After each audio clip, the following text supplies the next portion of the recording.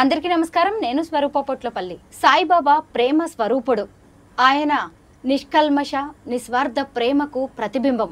నీలో నేనున్నాను, నాలో నీవున్నావు అనే సాయిబాబా మాటలు అక్షర సత్యాలు అంటుంటారు ఆయన భక్తులు. ప్రస్తుతం నాతో పాటు సాయిబాబా సేవకురాలైన శ్రీమాత వల్లభానందమయ్యి ఉన్నారు. సాయిబాబా ఆజ్ఞతోనే ఆవిడ కంచిలో శ్రీపాద వల్లభ గుడిని నిర్మించడం అనేది జరిగింది. శ్రీచక్ర దత్తపీఠాన్ని క్షేత్రాన్నే ఆవిడ నిర్మించి అక్కడ ఎంతో అద్భుతంగా పూజలు చేస్తున్నారు. ఈరోజు ఆవిడ మనతో అనేక సాయిబాబాకు సంబంధించిన లీలలు, మహిమల గురించి చెప్పబోతున్నారు. ముందుగా మనం శ్రీమాత వల్లభానందమయ్య గారితో మాట్లాడదాం. నమస్తే అండి. జై గురుదత్త. జై గురుదత్త.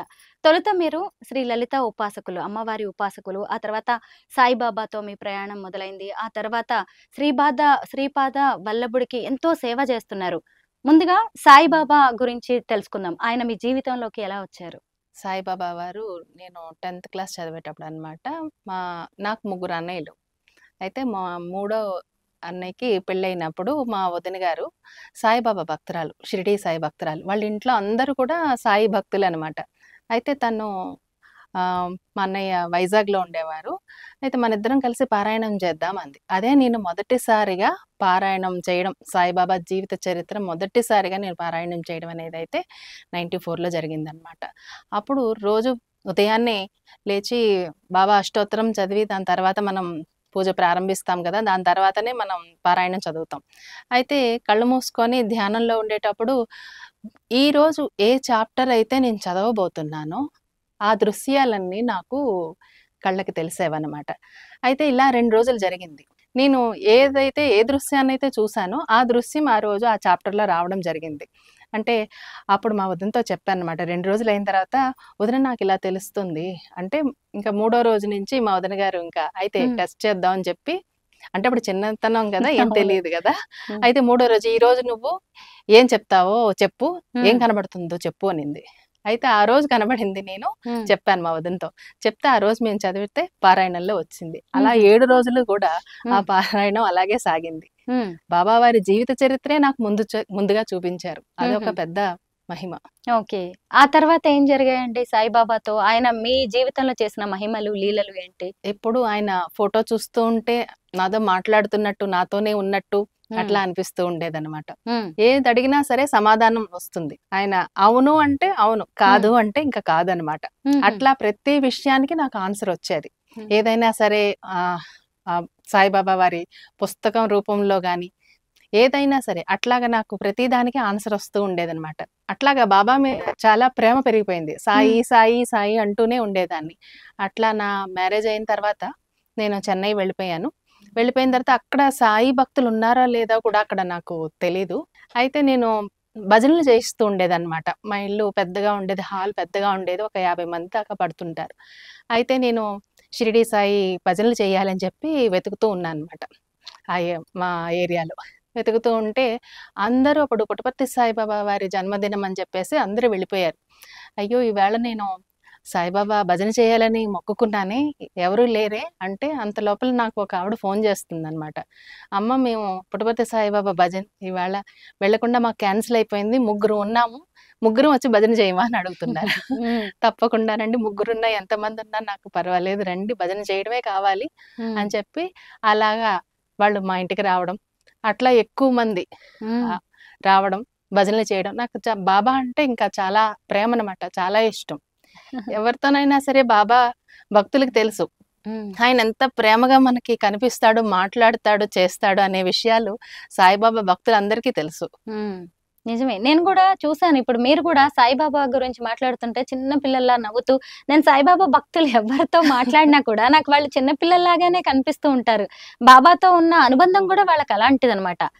ఇంకొకటి నేనేం గమనించాను అంటే, సాయిబాబా భక్తులు ఆయనకే ఎప్పుడు పరీక్షలు పెడుతూ ఉంటారు. మీరు పెట్టారా ఎప్పుడైనా బాబాకి? నేను బాబాకి అట్లా పరీక్షలు పెట్టలేదు, కానీ ఎప్పుడు చూసినా సాయిరాం సాయిరాం అంటూ ఉండేదాన్ని. అట్లా నా పేరు సాయిరాం వదిననే అయిపోయింది. అట్లా సాయిరాం వదిన గారు అట్లా అయిపోయింది అనమాట తమిళనాడులో. అన్ని అంటే వదిన అని అర్థం తమిళ్లో. అట్లా సాయిరాం అన్ని, సాయిరాం అన్ని అని అట్లా మీ వల్ల మేము బాబాని తెలుసుకున్నాం. అట్లా తమిళనాడులో మా ఏరియాలో చాలా వరకు కూడా మీ వల్ల మాకు బాబా తెలిసారు అని చెప్పి, అట్లాగే మా ఇంట్లోనే వెనకాల చిన్న స్థలం ఉంటే అక్కడే బాబా మందిరం నిర్మించాను ఒక 10 సంవత్సరాల క్రితం చెన్నైలో. మా ఇంట్లోనే వెనకాల ఒక ప్లేస్ ఉందన్నమాట. అయితే ఇంకా వెనకాల అట్లా రోడ్డు ఉంటుంది. సో అక్కడే నేను చిన్నగా బాబా మందిరాన్ని కట్టుకున్నాను. నాకు మందిరం కట్టాలి బాబాకని ఆశ అనమాట. అప్పుడు నేను 10 సంవత్సరాల ముందే నేను బాబా వారి మందిరం చిన్నగా నా ఇంట్లోనే కట్టుకున్నాను. మీకు సాయిబాబా హీలింగ్స్ కూడా ఇస్తూ ఉంటారు, ఇతరుల జీవితాల్లో జరగబోయేవి కూడా మీకు చూపిస్తూ ఉంటారు కదా. అలాంటి ఉదాహరణలు, అలాంటి సాక్ష్యాలు ఏమైనా మాతో షేర్ చేసుకోగలరా? తప్పకుండా అమ్మా. అయితే నేను 2010లో మా ఫ్యామిలీ ఫ్రెండ్స్ మొత్తం అందరు కలిసి ఒక 20-30 మంది మేము షిరిడి వెళ్ళాం. అయితే అక్కడ బాబా వారు ప్రతిదీ కూడా నాకు ముందు స్వప్న రూపంలో అన్ని చూపిస్తూ ఉంటారు అనమాట. ఏ ప్లేసులకి వెళ్తున్నాము ఏంటి అనేది ముందుగా తెలుస్తూ ఉంటుంది. అయితే అక్కడ బాబా తిరిగిన ప్లేసెస్ అన్ని కూడా నాకు ముందుగానే చూపించడం జరిగింది అనమాట. ఇప్పుడు సమాధి ఉన్న ఇప్పుడు బాబా సమాధి పాత సమాధి ఎలా ఉండేదో అట్లా నాకు బ్లాక్ అండ్ వైట్ లో అన్ని నాకు విజన్స్ వస్తూ ఉండేవన్నమాట. నిజంగానే ఒక రోజు మా ఇంటికి ఒక పేపర్ వచ్చింది. దాంట్లో బాబా వారి మహాసమాధి పైన కాకుండా కింద ఉంటుంది అని చెప్పేసి మా ఇంటికి ఒక పేపర్ వచ్చింది. ఓ ఇదే కదా నాకు కనిపించింది అని చెప్పి నిజంగా ఇట్లాంటివి ఎన్నో జరిగినాయి అనమాట. అయితే షిరిడి ఫస్ట్ టైం నేను వెళ్ళాం ఇప్పుడు ఒక 2004లో వెళ్ళినప్పుడు ఫస్ట్ టైం వెళ్ళాను షిరిడికి. ఎన్నో సంవత్సరాల నుంచి బాబా తెలుసు కానీ వెళ్ళే అవకాశం రాలేదు నాకు. 2004లోనే షిరిడి వెళ్ళాం. వెళ్ళినప్పుడు నాకేంటంటే అలవాటు, నా దగ్గర ఉన్నదంతా ఎవరన్నా అడిగితే లేదా నన్ను ఇస్తూ ఉంటాను అనమాట. అట్లా షిరిడిలో చాలా మంది అడుగుతూ ఉంటారు. అయితే మేమందరం ఒక గ్రూప్ గా రౌండ్ గా నించున్నాం అనమాట. నించుంటే కరెక్ట్ గా బాబా లాగే చాలా ప్రశాంతంగా ఉంది మొహం. వయసు ఎంతని చెప్పలేము. మంచి కలర్ డ్రెస్ వేసుకొని, ఇప్పుడు బాబా ఎప్పుడు కఫనీ వేసుకుంటారు కదా, అట్లాగా కాషాయ రంగుది వేసుకొని నా దగ్గరికి వచ్చి ఇట్లా చేయి చాపారు. నాకు అప్పటికే నా పర్సులో ఉన్న చేంజ్ అంతా అయిపోయింది. సరే 500 నోట్లు ఇవి ఉన్నాయి. అప్పుడు ఉంటే నేను మళ్ళీ ఊరికి వచ్చాం కదా, మళ్ళీ వేస్తే తిడతారేమో ఈయన అని చెప్పేసి నేను అంటే నా దగ్గర లేకపోతే పక్కన వాళ్ళని కూడా అడుగుతాను అనమాట. అడిగేసి మీ దగ్గర చేంజ్ ఉందా అని అడిగితే ఎవరి దగ్గర చేంజ్ లేదు. అప్పుడు మళ్ళీ నా పర్సులో చేయి పెట్టి వెతికితే హోమంలో వేసిన 5 రూపాయల కాయిన్ ఉంది. నువ్వు చూస్తుంటే నాకు బాబాలాగా అనిపిస్తున్నావు, నిన్ను ఉట్టి చేతులతో పంపడం నాకు ఇష్టం లేదు, ఈ హోమంలో ఉన్న ఈ 5 రూపాయల కాయినే నేను ఇస్తున్నానని చెప్పి ఇచ్చాను. ఆయన ఇట్లా తీసుకొని అసలు మామూలుగా ఎవరైనా సరే 5 రూపాయలు ఇస్తావా అని పడేయడమో, ఏంటి కాయిన్ మాసిపోయింది ఇస్తావని పడేయడమో చేస్తారు. ఏం చేయకుండా ఆయన తీసుకొని నవ్వి నా వైపు మళ్ళీ వెళ్ళిపోతూ నా వైపు తిరిగి నవ్వేసి వెళ్ళిపోయారనమాట. అప్పుడు కూడా నాకు జ్ఞాపకం రాలేదు, కానీ బాబాలా ఉన్నారని చెప్పి మా వారికి మాత్రం చూడండి బాబాలా ఉన్నారు అని చెప్తే అవును అలాగే ఉన్నారు అన్నారు ఈయన. అయితే దాని తర్వాత మళ్ళీ నేను వాళ్ళందరినీ అడిగితే మేము ఎవరూ చూడలేదు ఆయన్ని అన్నారు. వాళ్ళందరూ చుట్టూ రౌండ్ గా ఉన్నాం, మాట్లాడుకుంటూ ఉన్నాం. గైడ్ మాకు చెప్తా ఉన్నారు ఈ ఇల్లు పలానా వాళ్ళది, ఇక్కడ బాబా వచ్చారు అని. కాకపోతే అక్కడ ఆయన ఎవరికి కనిపించలేదు, మా ఇద్దరికి తప్ప. 5 రూపాయలు తీసుకెళ్లారు. నా పంచేంద్రియాలు ఆయనకి ఇచ్చానని అనుకున్నాను అప్పుడు నేను. కరెక్టే, అవును. అట్లా ఆయన ఒక పెద్ద మిరాకిలే చేశారు నాకు షిరిడీలో. ఆయనకు కావాల్సింది ఏంటో ఆయన తీసుకెళ్లిపోయారు. తీసుకెళ్లారు. ఆ రోజు అక్కడ ఒక షాప్ లో నేను బాబా విగ్రహం ఫస్ట్ టైం అన్నమాట నేను షిరిడి నుంచి తెచ్చుకోవాలి అని. అయితే వెళ్ళి షాప్ లో అడుగుతున్నాం, కానీ నాకు రెడ్ కలర్దే కావాలి, రెడ్ కలర్ డ్రెస్ వేసుకుంది, కాషాయ రంగుదే కావాలి అంటున్నాను. ఆ షాప్ వాడేమో నాకు వైట్ డ్రెస్ లోనే ఉన్నారు బాబా, వైట్ కలర్దే ఉంది కానీ అమ్మ అసలు కాషాయ రంగుది లేదు అన్నారు. నాకు అదే కావాలి అని పట్టుబట్టాను. అయితే నేను అతను మొత్తం గోడౌన్ అంతా వెతికి తీసుకొచ్చాడు.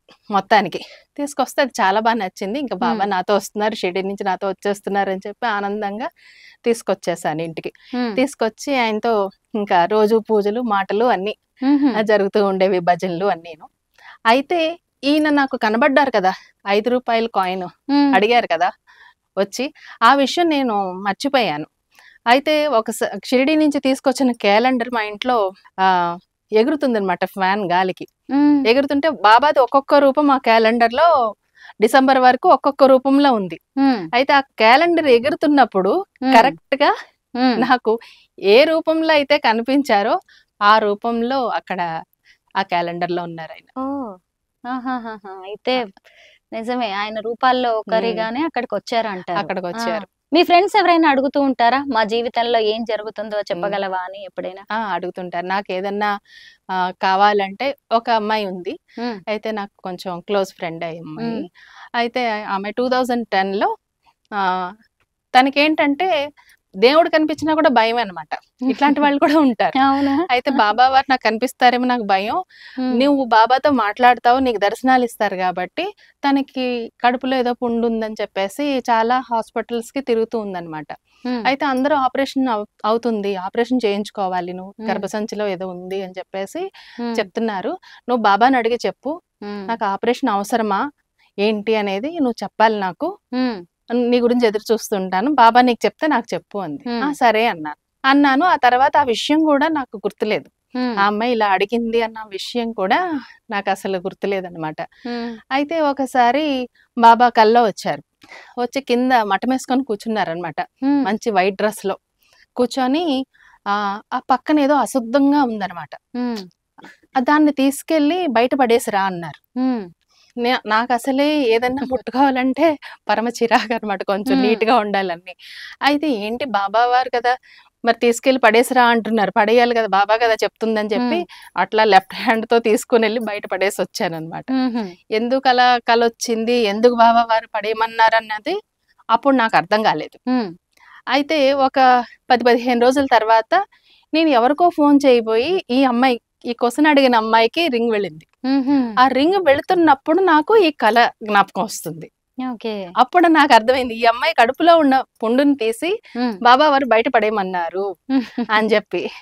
అప్పుడు నేను అంటున్నాను అనమాట, ఇప్పుడు ఫోన్ రింగ్ అవుతున్నప్పుడే నాకు ఆ కళ జ్ఞాపకం వస్తుంది, ఇన్ని రోజులు నువ్వు అడిగింది కూడా నాకు జ్ఞాపకం లేదు, బాబా వారిని కడుపులో పుండు తీసేశారు అన్నారు. అంటే ఇది నిజమే, నేను సెకండ్ ఒపీనియన్ కి ఇంకో డాక్టర్ దగ్గరికి వెళ్ళాను, ఇప్పుడు ఆపరేషన్ వద్దని చెప్పారు అని చెప్పింది అనమాట. గ్రేట్. అంటే అలా చూపించారు ఆయన, అట్లా చూపించారు. శ్రీ దత్తాత్రేయుడి 5 అవతారాల్లో ఒకటే సాయిబాబా అవతారం. తొలి అవతారం శ్రీపాద శ్రీవల్లభుడు.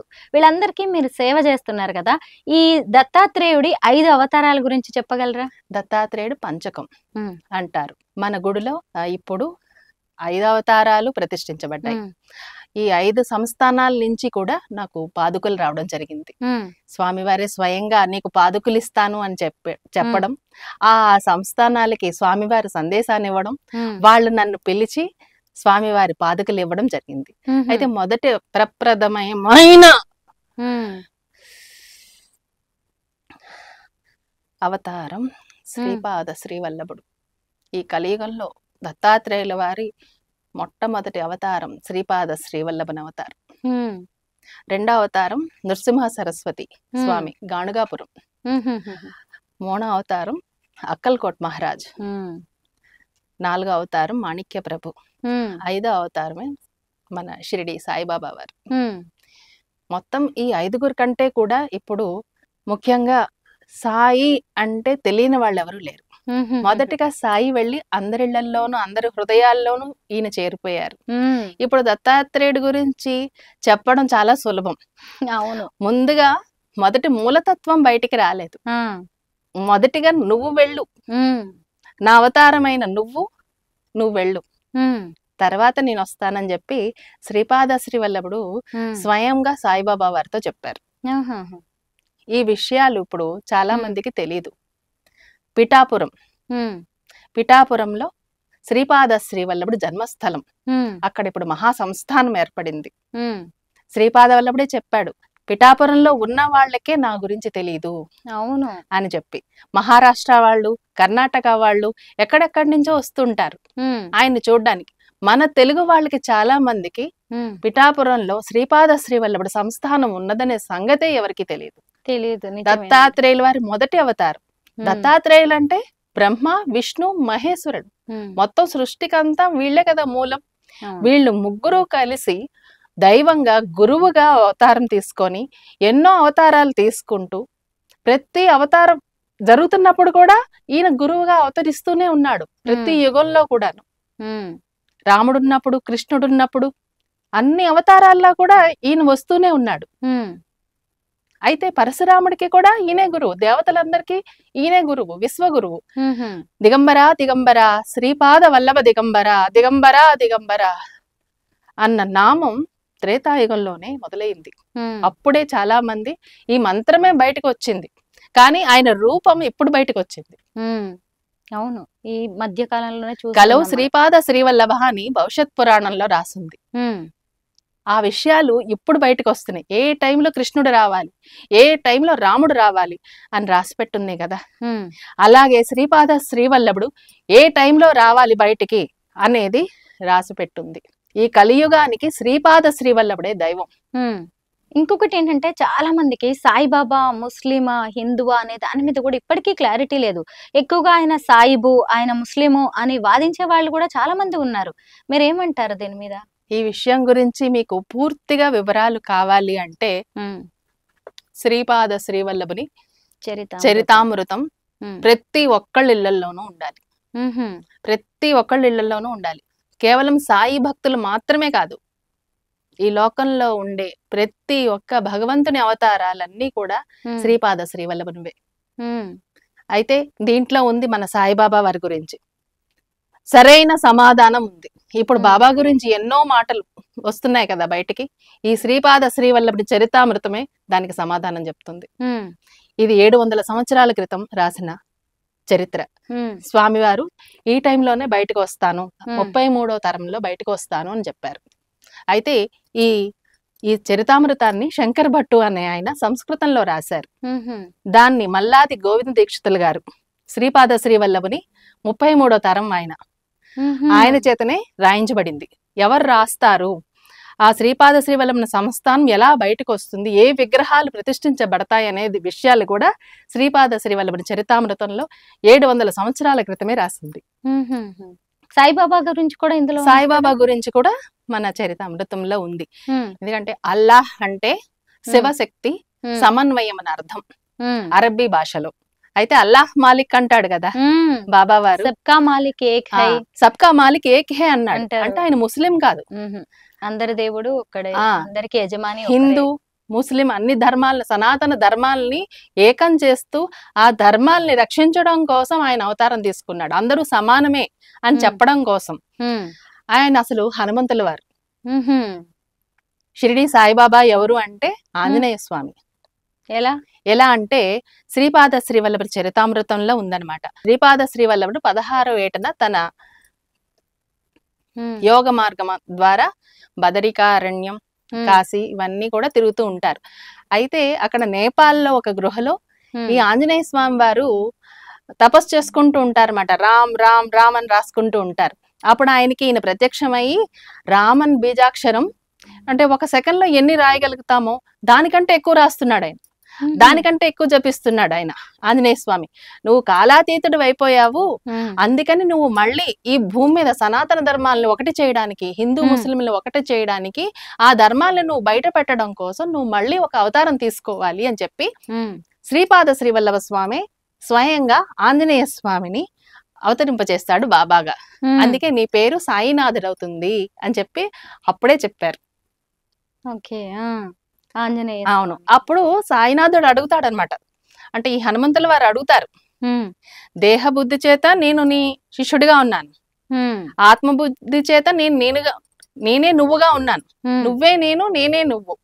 అయితే అంశావతారాలన్నీ కూడా అవతారం పూర్తయిపోయిన తర్వాత మూలతత్వంలో కలిసిపోతుంటాయి. ఇప్పుడు రాముడు గాని కృష్ణుడు గాని మహావిష్ణువు అవతారం కదా, అవతారం అయిపోయిన తర్వాత ఏమవుతుంది, మళ్ళీ వెళ్ళి ఆయన లైక్యం అయిపోతారు. అట్లాగే ఇప్పుడు నా అంశావతారం, ఇప్పుడు దత్తాత్రేయుల వారి అంశావతారం నేను ఆంజనేయ స్వామి. అయితే నేను మళ్ళీ నా కార్యక్రమం అయిపోయిన తర్వాత మళ్ళీ నేను కలిసిపోతా, మూలతత్వంలో వెళ్ళిపోతాను, కానీ నేను అంశావతారంగానే మిగిలిపోతాను. అలా కాదు, మొత్తం నీ శక్తి అంతా నాకు ఇవ్వాలి, నేను నీ వాడను, నువ్వు నా వాడు, మన ఇద్దరం ఒకటే అని చెప్పి ఎవరైతే సాయిబాబాని పూజిస్తారో వాళ్ళు ప్రతి ఒక్కరు కూడా వాళ్ళ అంతర్గతంగా వాళ్ళకి తెలియకుండానే శ్రీపాద శ్రీవల్లభుని శిష్యులు కూడా. శ్రీమాతాజీ, దత్తాత్రేయుడికి 5 అవతారాలు ఉన్నాయి. తొలి అవతారం శ్రీ వల్లభ, తర్వాత 5వ అవతారం సాయిబాబా. అయితే మరి మధ్యలో ఉన్న ఈ 3 అవతారాలు పెద్దగా ప్రాచుర్యంలోకి రాలేదు. మీరు కంచిలో నిర్మించిన గుళ్ళో కూడా మీరు ఆరాధన చేస్తుంటే నేను చూశాను, హారతిచ్చింది. దత్తాత్రేయుడు ఉన్నాడు, శ్రీపాద శ్రీ వల్లభుడు ఉన్నాడు, తర్వాత సాయినాథుడు ఉన్నాడు.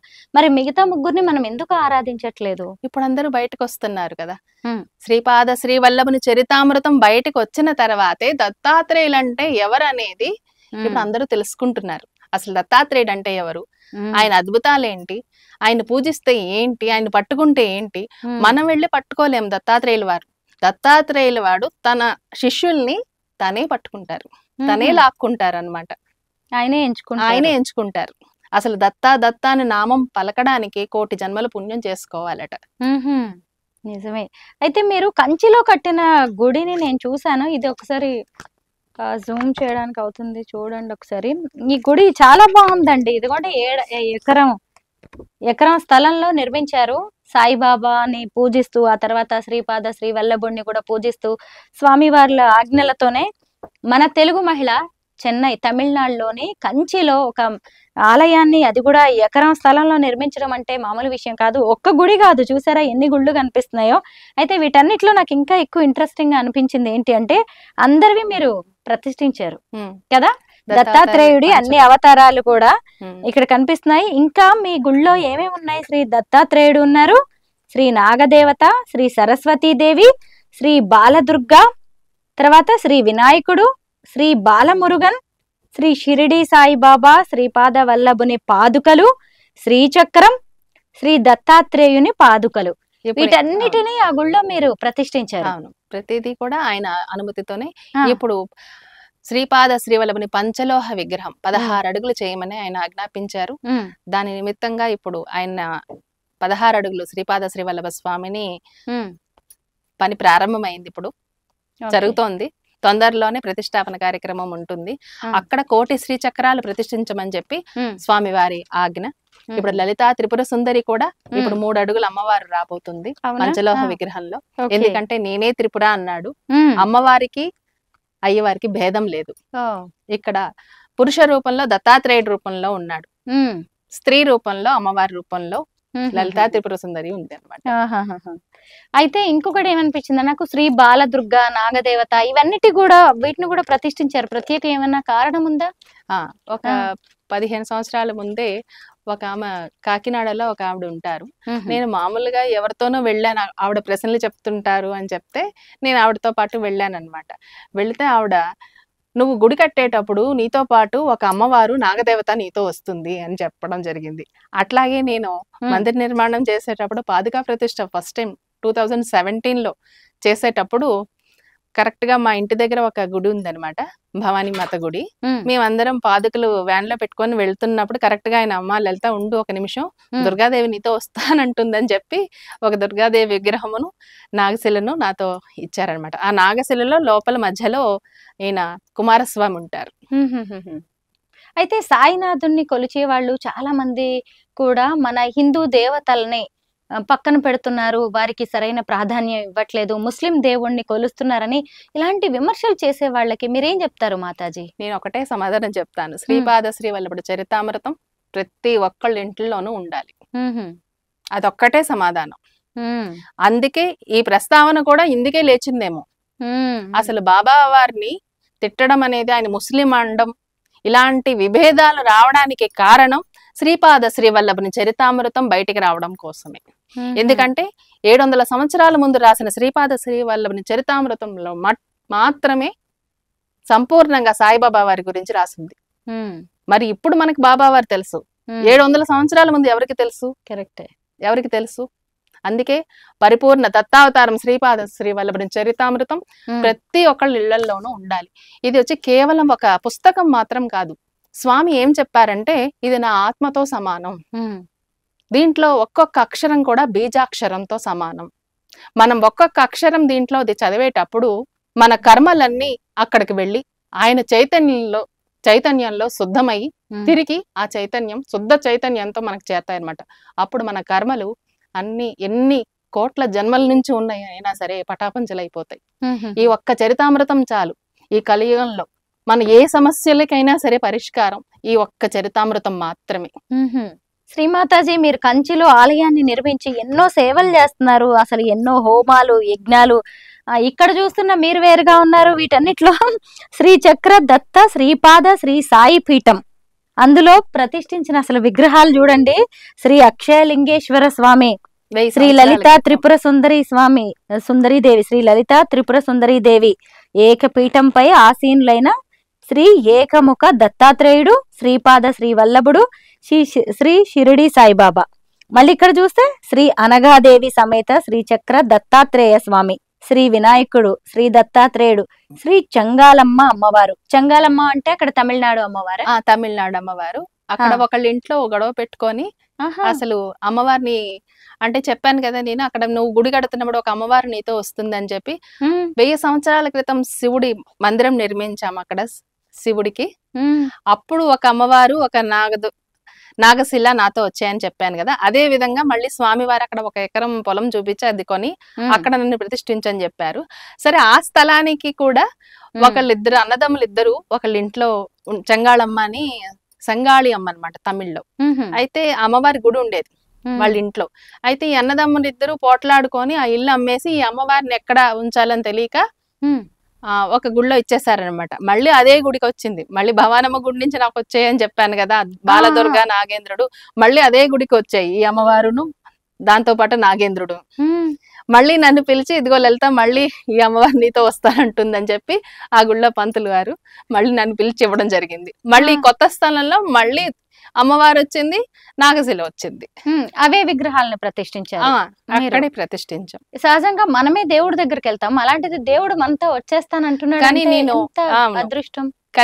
మొదటిసారిగానే నన్ను శ్రీ సచ్చిదానంద స్వామీజీ, చిన్న బాలస్వామీజీ దగ్గరికి నేను గుడి కట్టక ముందు ఆయన దగ్గరికి వెళ్ళినప్పుడు, నీ దగ్గరికి విగ్రహాలు తానంతట అవి వస్తాయి, నువ్వు వద్దని చెప్పొద్దు అన్నారు. అట్లాగే ప్రతి విగ్రహము కూడా ఈ మందిరానికి దానంతట అవి వచ్చినవే. ఆంజనేయ స్వామి అయితే అహోబిలం నుంచి వచ్చారు. అహోబిలంలో ఎవరికో మందిరం కోసం ఆ స్వామి రెడీ అయ్యి అక్కడ ప్రతిష్ఠ అవ్వక అహోబిలం నుంచి ఇక్కడికి పంపించారు. అట్లా ప్రతి స్వామి కూడా కంచికి వెళ్ళాలి అని చెప్పి. ఇంకొక విశేషం ఏమిటంటే శ్రీచక్ర దత్తాత్రేయుడు మందిరం క్షేత్రం ఇది. ఇది స్వామివారు శ్రీపాద శ్రీవల్లభుడు సత్యుగ స్థాపనకి ఎన్నుకున్న ప్లేస్ అన్నమాట. అయితే శ్రీచక్ర దత్తాత్రేయుడిగా నన్ను ప్రతిష్ఠించు అన్నావు. అయితే మరి శ్రీచక్ర మహిమాన్వితమైన శ్రీచక్రం ఎక్కడి నుంచి అన్నా రావాలి కదా స్వామి. మరి అలాంటిది వస్తేనే ఈ క్షేత్ర మహిమ మరి పెరుగుతుంది. నాకు నువ్వు ఇవ్వాలి అని చెప్పి కంచి కామాక్షి అమ్మవారి గుడిలో నేను దండం పెట్టుకుంటున్నాను అనమాట అమ్మవారితో. అయితే అమ్మ, నేను ఇస్తానులే వెళ్ళు అంది. ఏమిస్తుందో ఏంటో అని చెప్పి నేను వచ్చేసాను. నేను ఏ రోజైతే అడిగానో అదే డేట్ లో మళ్ళీ ఇంకొక తర్వాత నెలలో నాకు నా గురువు గారు దీక్షానామం ఇస్తున్నారు. ఆ రోజు ఒక ఆయన నన్ను వెతుక్కుంటూ రావడం జరిగింది. ఆయన శ్రీయంత్రం తీసుకొచ్చి అమ్మ ఆజ్ఞ ప్రకారం నీకు ఇమ్మన్నారు, నేను ఇస్తున్నాను అన్నారు. అసలు ఇంతకీ ఆ శ్రీయంత్రం ఏంటి అంటే 15 సంవత్సరాల క్రితం కంచి పరమాచార్యుల వారు దగ్గర బాలు శాస్త్రిகள் అలా అని చెప్పి ఆయన ప్రియ శిష్యుడు ఉండేవారు అనమాట. ఆయనకి 90 సంవత్సరాలప్పుడు, అంటే 15 సంవత్సరాల క్రితం ఆయన దగ్గర కంచి కామాక్షి అమ్మవారి ముందు ప్రాణ ప్రతిష్ఠ చేసిన శ్రీయంత్రం, చేత్తో గీసిన శ్రీయంత్రం, మిషన్తో కాదు, ఆ చేత్తో గీయడానికే శ్రీయంత్రం ఆ జామెట్రికల్ థియరీ అంతా కూడా కరెక్ట్ గా ఉండాలి కదా, ఆ కోణాలు త్రికోణాలు అన్ని కూడా. అట్లాంటి ఒక ఫ్యామిలీ కంచి పరమాచార్యులు ఉన్నప్పుడే ఉండేవారట. ఆ వాళ్లతో గీయించిన శ్రీయంత్రం, కామాక్షి అమ్మవారి ముందు ప్రాణ ప్రతిష్ఠ జరిగిన శ్రీయంత్రము, కంచి పరమాచార్యుల వారు జపించిన జపమాల, ఒక శాలిగ్రామం ఈ శ్రీవత్స మహారాజ్ అనే ఆయనకిచ్చి, నీకు టైం వచ్చినప్పుడు ఒక అమ్మకి నువ్వు ఇవ్వాలి, నువ్వు పూజిస్తూ ఉండు, దీని మీద ఆశ పెట్టుకోక అని చెప్పేసి ఆయన కంచి మఠంలో ఒక అడ్వైజర్ ఉన్నారు, ఆయనకి ఇచ్చి పూజ చేయమని చెప్పారు. అయితే ఆయన నాకు దీక్షానామం ఇచ్చే సమయంలో ఆయన నన్ను వెతుక్కుంటూ రావడం, ఆయనకు మన శ్రీచక్ర దత్తపీఠానికి సమర్పించడం అనేది జరిగింది. అద్భుతంగా ఉంది వినడానికి కూడా. ఎక్కడ ఆంధ్రప్రదేశ్ లో పుట్టారు, ఎక్కడ కంచికి వెళ్ళారు, కాకినాడ నుంచి కంచికి మీ ప్రయాణం అద్భుతంగా ఉంది. పైగా మిమ్మల్ని చేరుకోవడానికి మీ చేతుల మీదుగా, మీ ద్వారా ఇంకెందరి పూజలు అందుకోవడానికి ఎక్కడెక్కడి నుంచో విగ్రహాలు వస్తున్నాయంటే ఆశ్చర్యంగా అనిపిస్తుంది. అహోబిలం నుంచి రావడం ఏంటి? పైగా నాకు మీ క్షేత్రంలో ఇలాగా మన దేవుళ్ళందరూ కనిపిస్తుండడం చాలా ఇప్పుడు అద్భుతంగా అనిపిస్తుంది. వారాహి అమ్మవారు, ఆ, రాజమాతంగి, ఆ, బాలా త్రిపుర సుందరి కూడా వస్తున్నారు. వీరందరినీ కూడా మీరు ప్రతిష్ఠిస్తున్నారు. అయితే నిజంగా సాయిబాబాని కొలుస్తూ హిందూ దేవతల్ని నిర్లక్ష్యం చేస్తున్నారు అని కొంతమంది విమర్శలు చేస్తున్నారు అన్నారు కదా, వాళ్ళకి మీరే ఎగ్జాంపుల్ అండి. ఎందుకంటే ఎక్కడ శ్రీపాద వల్లభుణ్ణి పూజిస్తున్నారు, దత్తాత్రేయుని పూజిస్తున్నారు, ఇటువైపు సాయినాథుడిని పూజిస్తున్నారు. ఎందుకంటే అందరు మన దేవతలు- భావితరాల వరకు నెక్స్ట్ జనరేషన్ వాళ్ళకి ఉమ్, మనం ఇవన్నీ అందించాలి. మన ఉమ్, సనాతన ధర్మాలను అందించడం కోసమే, సత్యయుగ స్థాపన జరగడం కోసమే ఇంత పెద్ద కార్యక్రమం జరుగుతుంది ఇక్కడ. ఉమ్, ఇది ఏదో గుడి కట్టామనే కాదు, ఉమ్, ఇక్కడ రాబోయే కాలంలో సత్యయుగానికి కావలసినవన్నీ కూడా గో సంరక్షణ, వేద సంరక్షణ, బ్రాహ్మణ సంరక్షణ అన్ని కూడా జరుగుతూ ఉంటాయి. మన సనాతన ధర్మాల్ని కాపాడడం కోసం అక్కడ ఇంకా నన్ను స్వామివారు ఏమేమి ఆజ్ఞాపిస్తున్నారో అవన్నీ కార్యక్రమాలు చేయడానికి ఉమ్. నన్ను మరి నియమించారు ఆ స్వామి. సంతోషం, అసలు అద్భుతంగా అనిపిస్తోంది నిజంగా మీ ప్రయాణం చూస్తుంటే. అయితే శ్రీమాతాజీ, మీరు పొద్దున్న నుంచి రాత్రి వరకు ఇక భగవంతుడి సేవలోనే ఉంటారు, ఆధ్యాత్మిక కార్యక్రమాలు, అసలు మీ వీడియోస్ అవి చూస్తుంటే నాకు ఆశ్చర్యంగా అనిపిస్తుంది. ఇప్పుడు హైదరాబాద్ వచ్చింది కూడా దేవుడు కార్యక్రమం, శ్రీచక్రాలు కోటిని మీరు ప్రతిష్ఠించబోతున్నారు, ఆల్రెడీ స్టార్ట్ అయిపోయింది ఆ మహత్కార్యం కూడా. అలాంటి మీరు మరి మిమ్మల్ని చూసి కొంతమంది విమర్శలు చేయొచ్చు, అలాంటి వాటిని ఎలా తీసుకుంటారు, ఎలా నిలబడుతున్నారు ఈరోజు? ఆయన ఒక్కడనే నమ్ముతున్నాను, దేవుణ్ణి మాత్రమే నమ్మారు. ఆయన మాత్రమే నమ్ముతున్నాను, ఆయన ఇచ్చిన పని మాత్రమే చేస్తాను, ఉమ్. అంతే. ఇంకెవ్వరి ఎవరు ఏమన్నా ఏమన్నా పట్టించుకోను. సమాధానం కూడా చెప్పారు. ఆహా. కుటుంబం నుంచి ఎలా ఉంది మీకు ప్రోత్సాహం? ముందు నుంచి వాళ్ళు నా చిన్నప్పటి నుంచి కూడా చూస్తున్నారు కాబట్టి నా అంటే ప్రతిదీ జరగడం, ఇలాంటి ఎన్నో విషయాలు అసలు ఇంటినే మార్చేశాడు స్వామి. నిజంగా అందరు కూడా, నా పిల్లలు, నా భర్త, మా అత్తగారు అని, మా ఇంట్లో అటు మా అమ్మ అందరూ కూడా ఇప్పుడు నిన్న స్వామి తీసుకెళ్తున్నాడు, నడిపిస్తున్నాడు అనేది వాళ్ళకి పూర్తిగా అర్థమయ్యేటట్టు చేశాడు. ఇప్పుడు నాకు అందరూ కూడా నాకు సహకరిస్తున్నారు, అందరూ నా పిల్లలు కూడా.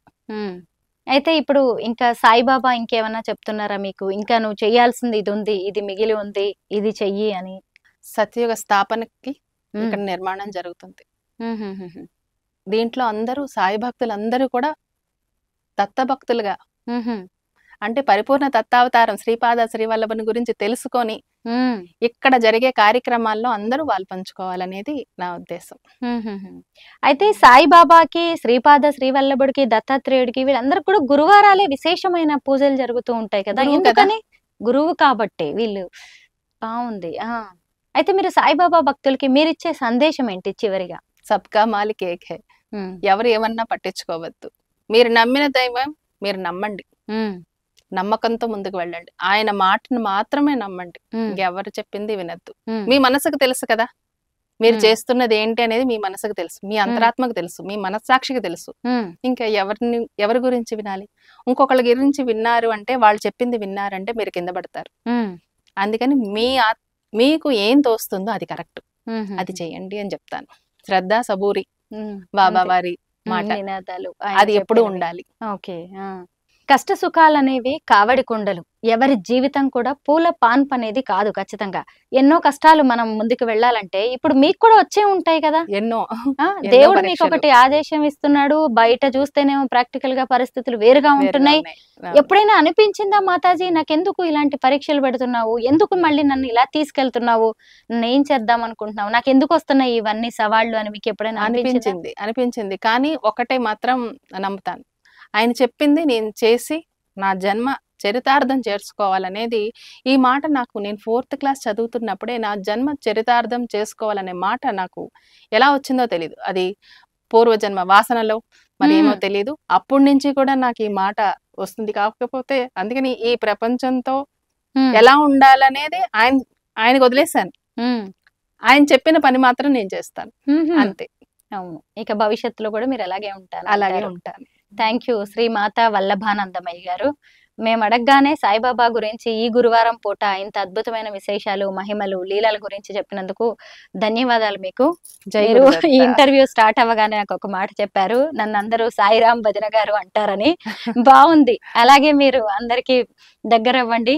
అలాగే సాయి సేవ, శ్రీపాద వల్లభుడి సేవ, పైగా తమిళనాడులో తమిళనాడు ఐఎస్ వాళ్ళందరి ముందు నిలబడి మన తెలుగు మహిళ ఇలా అక్కడ ఆలయాలు ప్రతిష్ఠించడం, ఆధ్యాత్మికంగా నిలబడ్డం, పైగా మన దేవుళ్ళందరినీ అక్కడికి తీసుకెళ్లి ప్రతిష్ఠించడం నాకైతే అద్భుతంగా అనిపిస్తుంది. నేనైతే మనస్ఫూర్తిగా మీకు అభినందనలు తెలియజేస్తున్నాను. శుభాకాంక్షలు. ధన్యవాదాలు. జై గురుదత్త. జై గురుదత్త.